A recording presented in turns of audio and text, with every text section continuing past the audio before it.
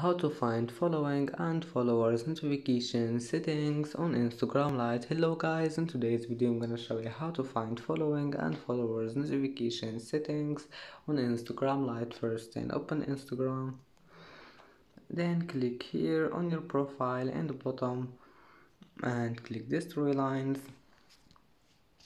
then click settings. Now click this one, notifications, and then click here, this one, following and followers.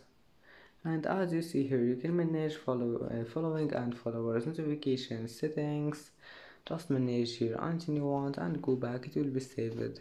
And that's it for today's video. Don't forget like and don't forget subscribe, and thank you for watching this video until the end, and see you in the next video.